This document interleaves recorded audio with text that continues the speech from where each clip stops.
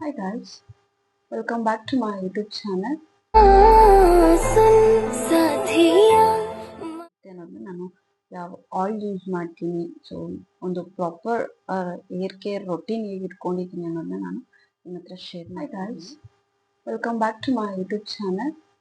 So some reasons ಇಂದ ನಾನು video ಮಾಡಬೇಕು ಅಂತ ಅನ್ಕೊಂಡಾಗೆಲ್ಲ ಸೊ ಅದು ಡಿಲೇ ಆಗ್ತಾನೇ ಬರ್ತಿತ್ತು. ಇವಾಗ ಧೈರ್ಯ ಮಾಡಿ ಯಾಕೆ ಮಾಡಬಾರ್ದು ಅಂದ್ಕೊಂಡು ಮಾಡ್ತಿದ್ದೀನಿ. ಆ್ಯಂಡ್ ನನಗೆ ವಿಡಿಯೋ ಮಾಡಬೇಕು ಅನ್ನೋ ಒಂದು ಫಸ್ಟ್ ರೀಸನ್ ಬಂದು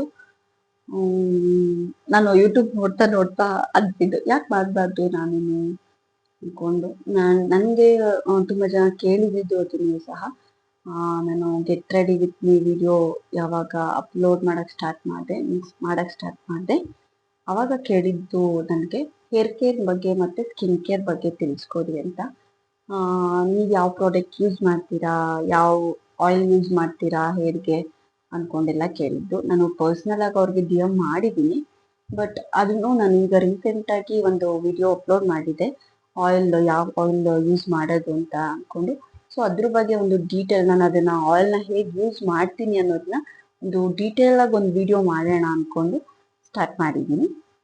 ಸೊ ನಿಮಗೆ ಇಷ್ಟ ಆದರೆ ಲೈಕ್ ಮಾಡಿ, ಶೇರ್ ಮಾಡಿ, ಸಬ್ಸ್ಕ್ರೈಬ್ ಮಾಡಿ. ಇಷ್ಟ ಆಗಲಿಲ್ಲ ಅಂದರೆ ತಳ್ಳಿ. ಸೊ ಅದರಿಂದ ಏನು ಪ್ರಾಬ್ಲಮ್ ಆಗಲ್ಲ. ಫೈನಲಿ ಇವತ್ತು ವಿಡಿಯೋ ಮಾಡ್ತಿದ್ದೀನಿ. ಫಸ್ಟ್ ನನಗೆ ಕೇಳಿದ್ದು ಒಂದು ಕ್ವಶನ್ ಬಂದು, ನೀವು ಯಾವ ಆಯಿಲ್ ಯೂಸ್ ಮಾಡ್ತೀರಾ, ಸೊ ನಿಮ್ಮ ಹೇರ್ ಕೇರ್ ರೊಟೀನ್ ಹೇಗಿದೆ ಅನ್ನೋದನ್ನ ಶೇರ್ ಮಾಡಿ ಅಂತ ಹೇಳಿದ್ದು. ಸೊ ಅಫ್ಕೋರ್ಸ್ ನಾನು ಇವತ್ತು ಅದನ್ನ ಹೇಳ್ತಿದ್ದೀನಿ. ನನ್ನ ರೊಟೀನ್ ಹೇಗಿರುತ್ತೆ, ನಾನು ಯಾವ ಆಯಿಲ್ ಯೂಸ್ ಮಾಡ್ತೀನಿ ಅನ್ನೋದನ್ನ ನಾನು ನಿಮಗೆ ತಿಳಿಸ್ಕೊಡ್ತೀನಿ. ಸೊ ಇವತ್ತೊಂದು ಸಿಂಪಲ್ ಆಗಿ ಮಾಡಿದ್ದೀನಿ ವಿಡಿಯೋಸ್, ಫಸ್ಟ್ ವಿಡಿಯೋ ಅಂದ್ಕೊಂಡು.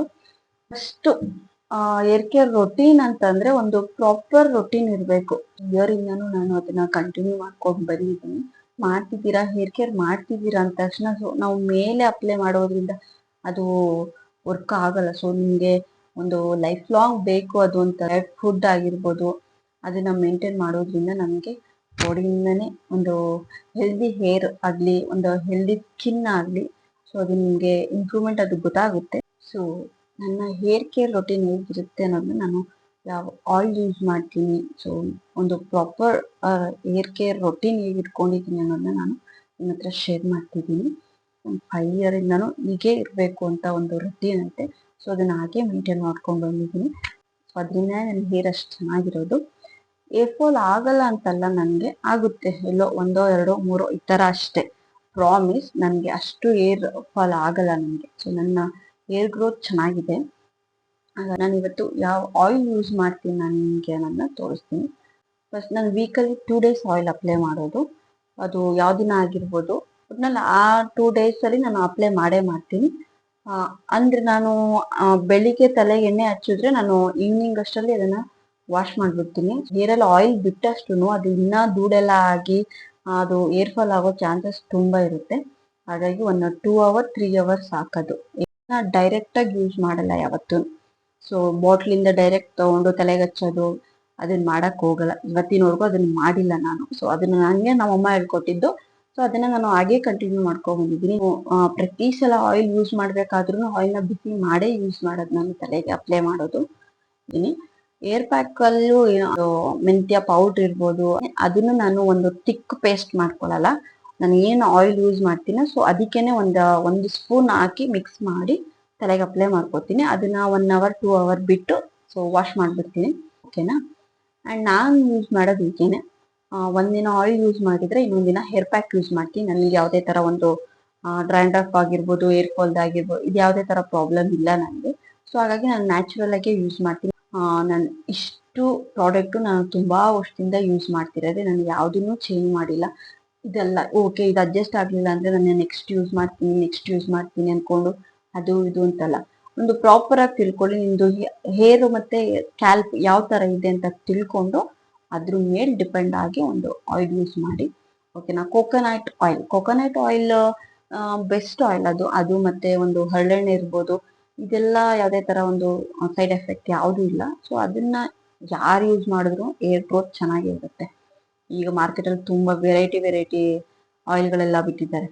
ಸೊ ನಾನು ಇಷ್ಟು ವರ್ಷ ಯಾವ ಆಯಿಲ್ ಯೂಸ್ ಮಾಡ್ತಿದ್ದೀನೋ ಅದೇ ಆಯಿಲ್ನ ಇವತ್ತಿಗೂ ನಾನು ಅದೇ ಆಯಿಲ್ ಯೂಸ್ ಮಾಡ್ತೀನಿ. ಸೊ ನನ್ನ ಮಗಳಿಗೂ ಸಹ ನಾನು ಅದೇ ಆಯಿಲ್ ಯೂಸ್ ಮಾಡೋದು. ಸೊ ಯಾವ ಆಯಿಲ್ ಯೂಸ್ ಮಾಡ್ತಿದ್ದೀನಿ ಅಂತ ತೋರಿಸ್ತೀನಿ ಇವಾಗ. ಓಕೆ, ಆ್ಯಂಡ್ ಅದನ್ನ ಹೇಗೆ ಯೂಸ್ ಮಾಡ್ತೀನಿ ಅನ್ನೋದು ಸಹ ನಿಮ್ಗೆ ಶೇರ್ ಮಾಡ್ತೀನಿ. And first oil coconut oil.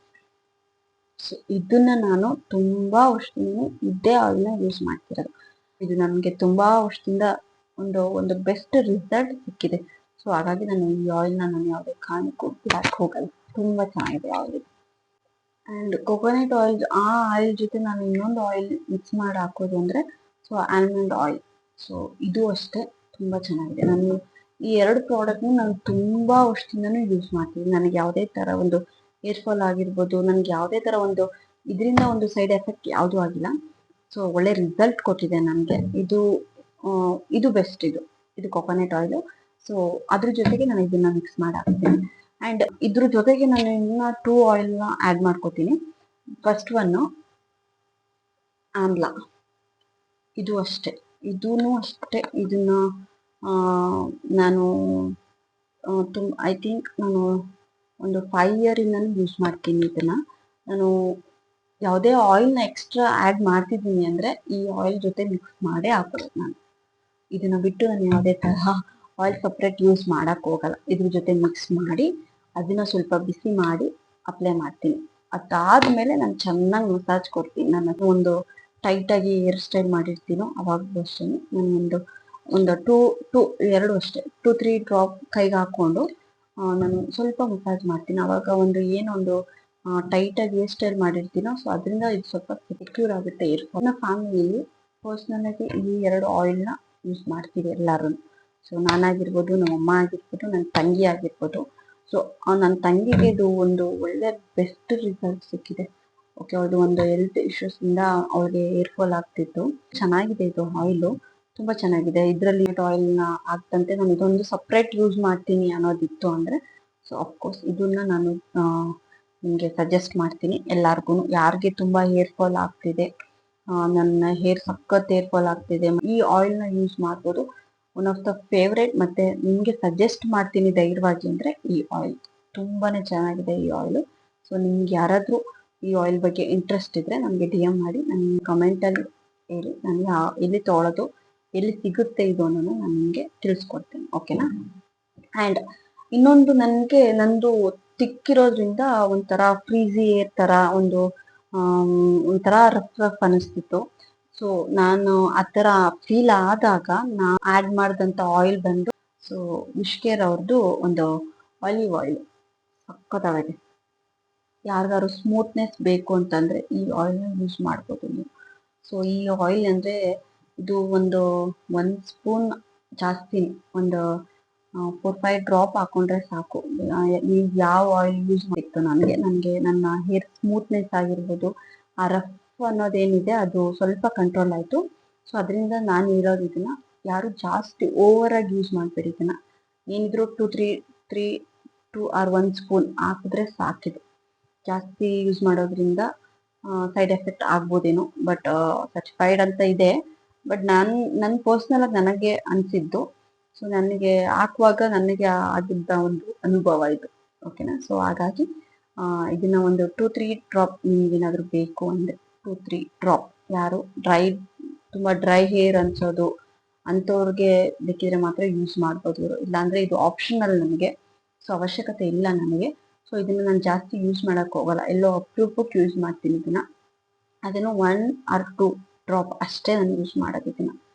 And ಇದು ನಾನು ಹಾಕುವಂಥ ಆಯಿಲ್. ಓಕೆನಾ? ಇಷ್ಟುವೆ ನಾನು ಹಾಕುವಂಥ ಇದು 3 ಆಯಿಲ್. ನಾನು ಈ ತುಂಬ ವರ್ಷದಿಂದ ಈ ಆಯಿಲ್ನ ಯೂಸ್ ಮಾಡ್ತಿರೋದು. ಇದು ಬಿಟ್ಟು ನಾನು ಯಾವುದೇ ಥರ ಬೇರೆ ಆಯಿಲ್ ಯೂಸ್ ಮಾಡೋಕ್ಕೆ ಹೋಗಲ್ಲ.